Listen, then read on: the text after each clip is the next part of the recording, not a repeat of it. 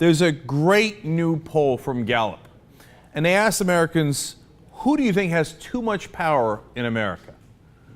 Oh, I love the results. The results are so telling, and honestly, it proves my point that in the short term, of course, American people can make mistakes. We often do, right? But in the long term, it's shocking how many times we get things right. And you know, the power establishment will be dismissive of this poll. They're already dismissive of this poll. But look at what it tells you and look at how true it is.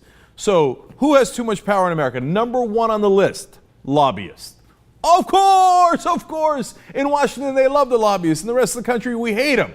I can't believe there's 13% of Americans who think lobbyists have just about the right amount of power. But obviously, coming in at number one there. But look at number two, major corporations. That is above, as you can see, number four, which is the federal government in Washington. So actually, the American people distrust major corporations, and number three, banks and financial institutions think they have too much power, more than they think the federal government has too much power. And that is exactly right. You know why?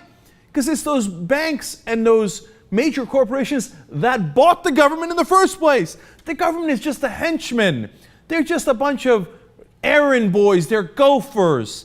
The lobbyists bought them for the banks, for the major corporations, and guess what? The American people get it. They're exactly right about that. Now, number five on the list, as you saw there, was unions. Now, look, unions' power has been greatly diminished, and corporations are crushing them. But the American people are not wrong. Even with their diminished power, oftentimes unions have great sway, especially in state elections, where they have a lot of power and they can get things to their advantage. Do I want the unions to be able to have undue advantage because of their lobbying any more than I want the corporations to have it? No, I don't want any of them to have the undue influence, and neither do the American people. But also they accurately assess that unions is only at 43% in too much power, whereas corporations are at 67%. That's a giant divide, and they're right about that. There is a giant divide in power, too. Now, there is one other piece of good news, other than the fact that the American people totally get it here, which is that they're also right about their state and local governments. And that's the good news here. When asked, does your state government have too much power, the answer was 34%. Not very high, very low on the list. And your municipal or local government, where you live, down to 22%. 53% saying yes, they have just about the right amount of power. In fact, you can make an argument they don't have enough power. See, the establishment has this myth out there like, oh, the local country bumpkins, you know how they are.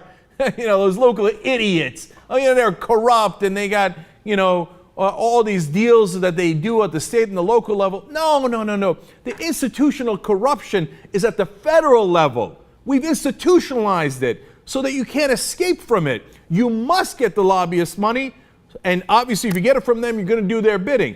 You know that in United States Congress, 95% of the time, the person with more money wins the election. 95%. That is what is determinative at the federal level. But at the state and local level, in our experience, not only in covering the news, but also through Wolf PAC, that's our PAC to fight all the other PACs, we've noticed that the state and local representatives oftentimes actually represent you.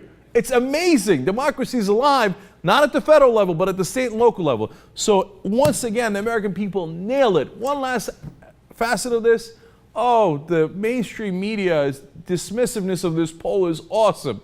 I read a couple articles where they're like, oh, you see that, the American people, they don't know what they're talking about. None of that is consistent.